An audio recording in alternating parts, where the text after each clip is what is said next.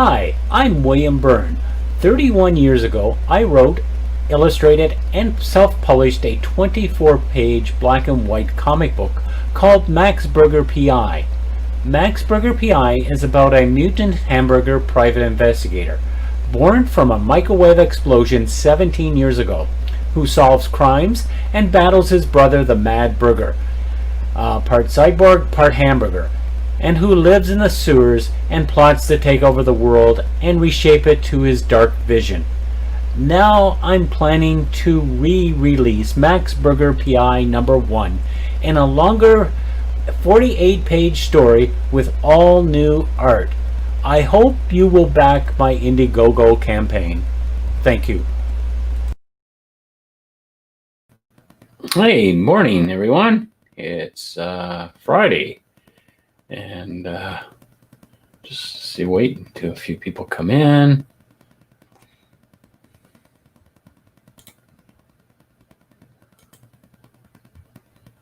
Yeah. See some news here that looks like Kristen, not Kristen Bell, Hayden Christensen is returning to Star Wars as a new plot claims to reveal plot details for Obi-Wan series, as well as Hayden Christensen's return to Star Wars. A new rumor claims that Hayden Christensen will return to Star Wars in the upcoming Obi-Wan Kenobi series. The rumor comes from Corey Van Dyke and Noah Outland and of Kessel Run Transmissions. Van Dyke began the discussion about the Kenobi series, saying that something that we teased on Twitter was there is a familiar face again coming to Kenobi. He continued, one thing I like to say, there is a heavy emphasis on Clone Wars flashbacks in this series. We had heard this already. We got this confirmed recently. We can say 100%, it's not even a question. Hayden Christensen is in it. The clone armor is going to be on him. It's happening, guys. This isn't us bluffing or making anything up. We only report things that we are 100% on. We would never report on things that are false, that would get us hyped, that we didn't pan out, he added. Not only would they claim that Christian is returning to Star Wars in Obi-Wan Kenobi series, but they also reveal alleged plot details for the show. Van Dyke states the plot of Kenobi is the hunt for Obi-Wan. That's what the scripts are, the new revised scripts. It is very much a hunting down Obi-Wan Kenobi series. This is something that we've heard rumblings of, and we've got it confirmed this week. He continued, Darth Vader is very interested in where Obi-Wan could be. Along with the claims about Christian and the plot details, Van Dyke would also claim that Clone Commander Cody would appear in the show. He states, I'm really excited to tell you guys that the Clone Commander Cody is in Kenobi. This is something that we've been hearing a lot lately, but something that we haven't been able to lock down. But when we talked to our sources this week, we were like, oh, it's happening. Van Dyke continues, so Cody is happening in the 212th is with him, so it is just not Commander Cody. Later in the video, Van Dyke confirms that Christian would be playing Anakin Skywalker. This isn't the first time Christian's name has come up in reference to Obi-Wan Kenobi series back in July. LRM Online reported that Hayden Christensen will be reprising his role as Anakin Skywalker for an upcoming Star Wars plus Disney Plus Kenobi series. They claim that their source told them that the deal was done and Hayden Christensen would be coming back to the Star Wars franchise. LRM Online went on to claim that Hayden is cast as a regular, so that means will be seeing Anakin in more than just a cameo appearance. During the early parts of negotiations, the role started out just as a cameo appearance, but the growing love of the prequel trilogy and the popularity of the Clone Wars, the role of Anakin has become a bigger part of Kenobi's storyline. The Obi-Wan Kenobi series was put on hold back in January, with Collider reporting that the crew for the series was also sent home. As for the reason why the show was put on hold, Collider claimed it was because Kathleen Kennedy was unhappy with the scripts and wanted them reworked before film begins. The Hollywood Reporter would seemingly confirm Collider's initial report, claiming sources tell THR that scripts, the only two, were written, and the story became an issue, and that the entire package has been jettisoned. THR added Lucasfilm is now on the hunt for a new writer to pen the series. At the same time, sources say that the project is being configured from 6 episodes to 4. The original script, excuse me for a moment,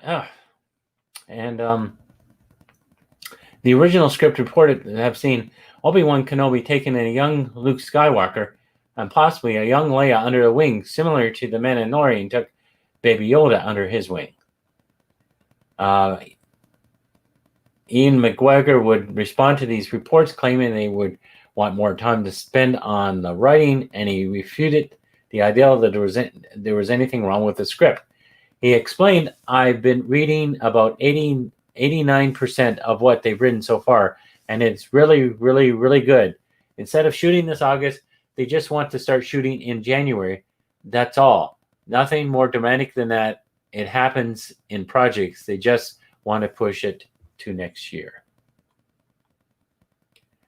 McGregor also confirmed that the show would also have the same announced release date, despite the series filming delayed multiple months. McGregor stated it would be the same release date. "I don't think it will affect the release date. They're still shooting towards having the film show released when it's going to be originally." He also said he hadn't heard about the series being reduced to 4 episodes. What do you make of this new rumor that Hayden Christensen will reprise his role as Anakin Skywalker in the Kenobi series? Are you interested in seeing a series where Darth Vader is attempting to find Obi-Wan Kenobi? What do you make of the return of Commander Cody and the 212th?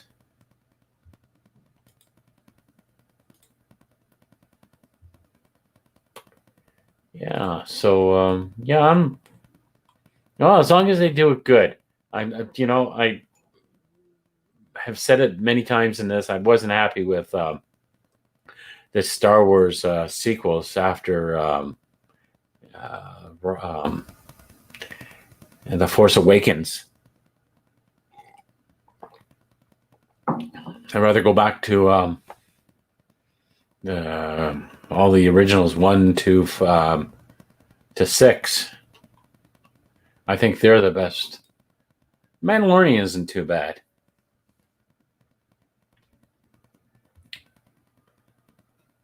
So it looks like there is a new Batman book out, or it's a Batman scribe. Chuck Dixon is doing a book called Blood. So Batman scribe and Bane creator Chuck Dixon, along with creative director Brett R. Smith, revealed a look at their upcoming new book, Blood graphic novel. Dixon and Smith shared 15 pages of a 98-page book, which is currently available for pre-order on Amazon, and it is set to be adapted into a full-length feature film. The book is based off a treatment of Ram Getz and John Corian. Getz and Corian are producers and writers of the upcoming film that tells the story of David Ross and how he led the Chicago Cubs to win their first World Series in 108 years. Not only Dixon and Smith are to share the gorgeous artwork by Delores Santa Cruz, but scribe Chuck Dixon also improved us with some details about the book. The book is set in the frontier village of Kessler, which has been cursed with the presence of a werewolf that preys on the villagers and the surrounding frontiers homes. One of the frontiersmen is Abigail Thorne, who lives under the threat of the werewolf that stalks the village when the full moon comes out. Dixon describes the book as a werewolf story set in the rural American West. It is not a Western, but a period piece. It's a horror story, but it's also about courage, loyalty, and deep, dark family secret. And then as for how the werewolf works in the story, Dixon tells me it follows the usual rules. We're not returning to the subgender on its head here. Dixon would give us some details on Abigail Thorne. He describes her as a tough one. He elaborated, but then you have to be growing up in the hard scrap frontier areas, even well into the 20th century. These people who worked hard and were used to depression and struggle. Abigail is a natural product of that upbringing. That said, she is no easy way, easy prey.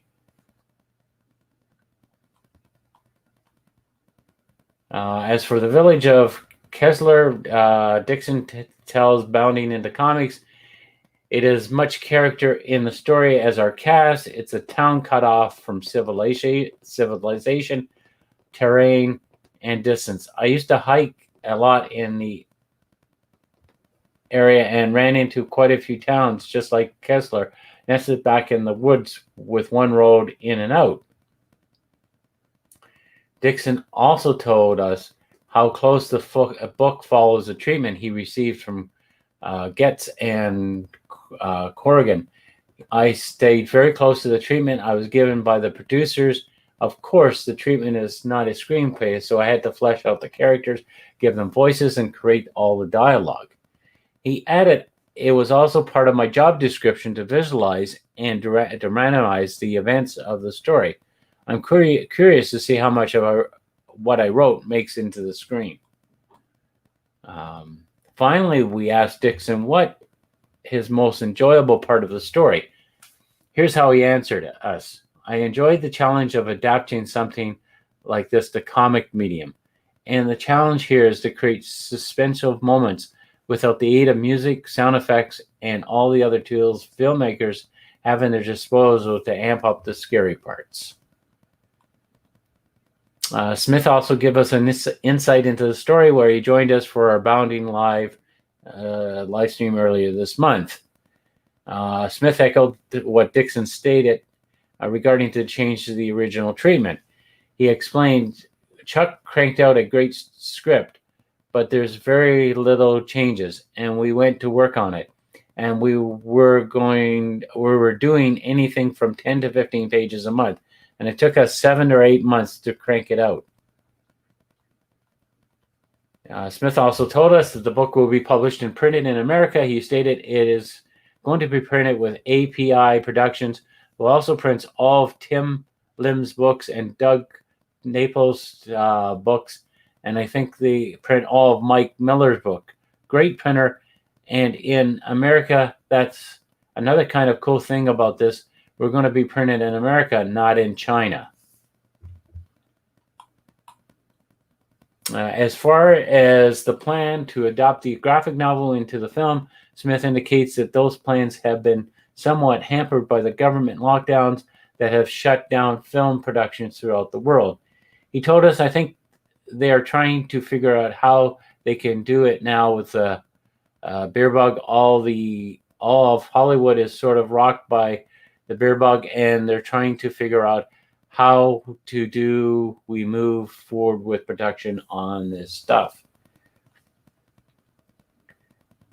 He would also get into detail about the story, telling us the main character is Abigail Thorne, and she's probably in her late teens, early 20s. She lives in this isolated cabin outside of town that is kind of part of the story they wanted to tell. Smith continued, it's got a horror and suspense element. I would say it had to fall into a gender. It would be horror and suspense. He added, one of those things we wanted to do with the story was highlight the isolation and bring out on her own and have her fend for herself against this werewolf. There's quite a big plot twist in this book. It's got a real twist at the end, and I would kind of liken it to M. Night Shyamalan in his glory days. It's got one of those things that really come out of nowhere. Smith then details the book has a forbidden love affair. He explains it's got a forbidden love affair between Abigail and another guy named Samuel, who is the son of the sheriff who lives in the village. They're kind of forbidden to see each other. That's the part of where the twist comes in. And you've got the werewolf sort of stalking her because she lives in this isolated cabin, probably 8 to 10 miles outside of town. A good half a day walk or a 20-minute carriage ride. What do you make of this first look at Chuck Nixon's Dolores St. Cruz and Brett R. Smith's Blood, the graphic novel? The graphic novel is current for pre-order on Amazon and will be released on September 29th, 2020. So anybody big into the graphic novels? Sounds like it's an interesting book. Let's see if I can share this on the screen here. Show you some images.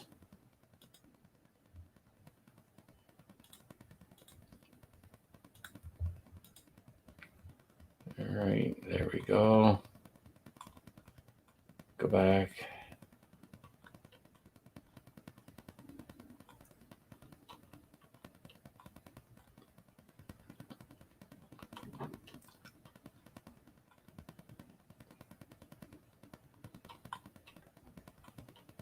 Oh, there's more up here. All right, this looks like the cover. No, that's the inside. And there's the cover. Looks like Keanu Reeves on the cover here. Yeah, so the artwork looks really nice.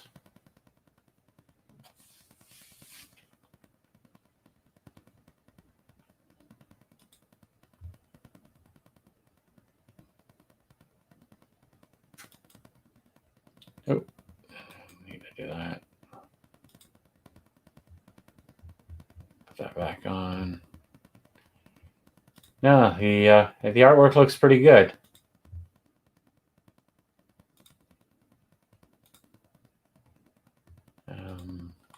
Yeah, so color looks really nice.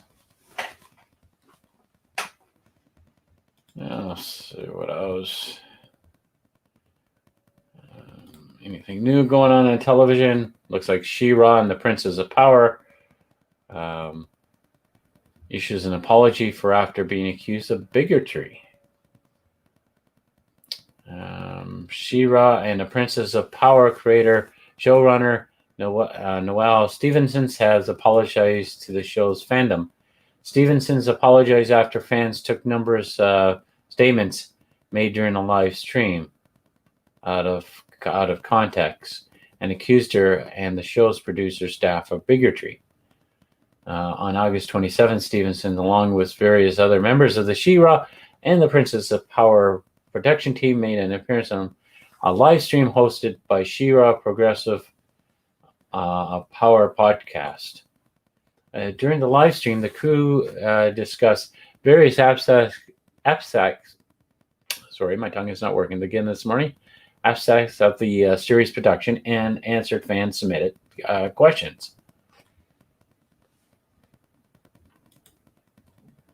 Following the conclusion of the live stream, Twitter used at Mitch Shizzy the Low in a now deleted tweet published a summary of the She-Ra stream last night. In it, they accused Stevenson and the crew of ableism, homophobia, and racism. Mitchisi claimed that a male staff member said that D. Slur, staff member made jokes about Bowles' family and slavery. Staff said Double is creepy with kids, and that staff said that Intrampa and Hordak are good disabled representative. However, as explained by Twitter user Ackerlock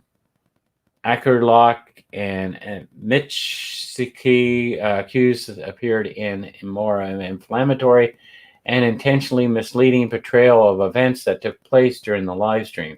Deisler was said by She-Ra's Progressive Power host Eric Garneau is not an insult, but simply in reference to the podcast as one of the moderators run, titled Desperate House Dykes. Fans believe that the use of the name So for the one of Bowles and Burgundius non-white brothers was dehumanizing and reference to slavery. In actuality, Stevenson had made a joke about Bowles' family having a rhyming name scheme. Furthermore, there has been recent social push to focus on tenuous association common words may have with racist connotations.